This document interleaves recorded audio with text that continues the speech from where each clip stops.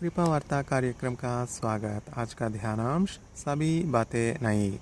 इसलिए यदि कोई मसीह में तो वह नई सृष्टि है। पुरानी बीत गई हैं, पुरानी बातें बीत गई हैं, देखो सब बातें नए हो गई हैं। देखो सब बातें नई हो गई हैं। 2 कुरिन्थियों अध्याय 5 पद 17।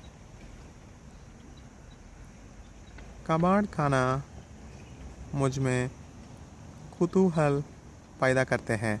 मुझे कारों पर कार्य करना पसंद है। मुझे कारों पर कार्य करना पसंद है। इसलिए मैं अपने घर के निकट एक कबाड़ खाना में जाता हूँ। यह एकांत स्थान है जहाँ हवा टूटी और त्यागे हुए कबाड़ के बीच से फुसफुसाती हैं, जो कभी किसी की मूल्यवान संपत्ति थी। कुछ टूट गए, कुछ पुराने और दूसरे अपनी उपयोगिता को पार किए हुए। कारों की पंक्तियों के बीच से गुजरता हुआ कभी कभी कोई कार मेरे नज़रों में आ जाती है और मैं उसके रोमांच के विषय सोचने लगता हूँ, जिसमें से वह अपने जीवन काल में गुजरी होगी। अतीत के एक द्वार की तरह हमारे कार के पास बताने के लिए एक कहानी है।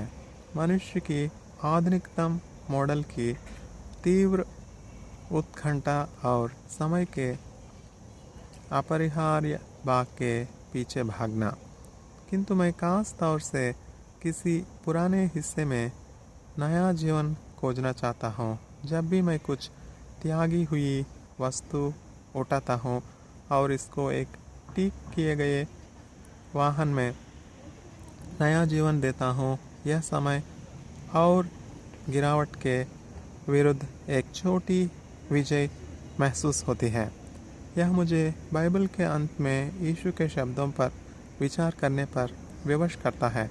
देख, मैं सब कुछ नया कर देता हूँ। प्रकाशित वाक्य अध्याय 21 पद 5। यह शब्द परमेश्वर द्वारा सृष्टि की नवीनीकरण का संदर्भ देता है, जिसमें विश्वासियों को सम्मिलित किया गया है। पहले से यीशु को ग्रहण करने वाले उसमें नई सृष्टि है। 2 कुरिन्थियों अध्याय 5 पद 17। एक दिन हम उसके साथ अनंत दिनों की प्रतिज्ञा में प्रवेश करेंगे। यूहन्ना अध्याय 14 पद 3। उम्र और बीमारी वहाँ नहीं होगी और हम अनंत जीवन काल के रोमांच में निरंतर रहेंगे। हमें से प्रत्येक के पास बताने के लिए क्या कहानी होगी? हमारे उद्धारकर्ता की छुटकारा देने वाले प्रेम की और हमार विश्वास योग्यता की। साल का अंत और एक नया वर्ष का आरंभ एक नई शुरुआत का अवसर है। परमेश्वर आपके जीवन में क्या नया करने जा रहा है? लेखक जेम्स बैंक्स। यह सुसमाचार हमारी प्रतिदिन की रोटी से लिया गया है 30 दिसंबर 2018। धन्यवाद।